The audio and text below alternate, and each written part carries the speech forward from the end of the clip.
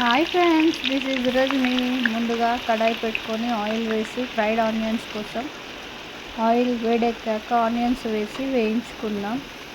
ఈ ఆనియన్స్ అనేటివి golden brown వచ్చే వరకు వేయించుకోవాలి. కాస్త టైం పడుతుంది. వేయించుకున్న తర్వాత ఇప్పుడు నీట్గా వాష్ పెట్టుకున్న చికెన్ తీసుకొని దాంట్లోకి చూపించిన ఇంగ్రీడియంట్స్ అన్నీ వేసుకోవాలి.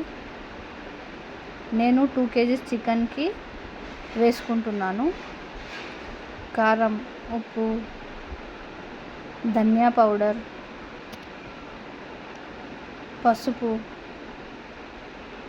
అల్లం వెల్లుల్లి పేస్ట్, గరం మసాలా, నిమ్మరసం, రెండు నిమ్మకాయలు, పెరుగు వేసుకోవాలి. ఇప్పుడు ఈ మిక్స్చర్ని మంచిగా కలియబెట్టుకోవాలి.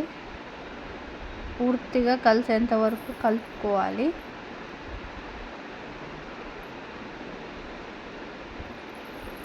ఇప్పుడు ఈ మిక్స్చర్లో 2-3 స్పూన్స్ ఆయిల్ వేసి దాన్ని గ్యాస్ పైన పెట్టి సిమ్లో కొద్దిసేపు ఉడికించుకోవాలి.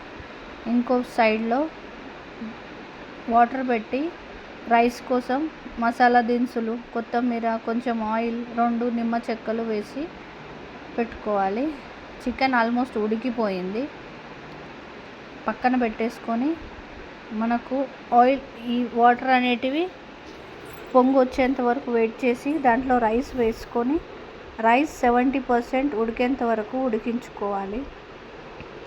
రైస్ వేసుకున్నాక 70% ఉడికిపోయింది.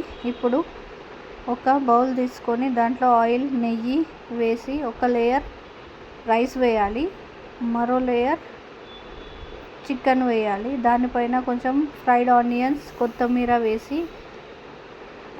వేసుకుంటూ ఇలా లేయర్స్ని ప్రిపేర్ చేసుకోవాలి. ఇలా 2 or 4 లేయర్స్ వస్తాయి. మనం చేసే క్వాంటిటీని బట్టి లేయర్స్ అనేవి పెరుగుతూ ఉంటాయి.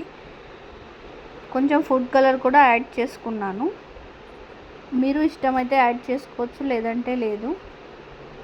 నాకు 4 లేయర్స్ వచ్చాయి. 4 లేయర్స్ కంప్లీట్గా వేశాను. ఇప్పుడు లాస్ట్ లేయర్ వేస్తున్నాను. లాస్ట్ లేయర్లో పీసెస్ అనేటివి ఎక్కువ వేసుకుంటే తీసేటప్పుడు ఈజీగా ఉంటుంది.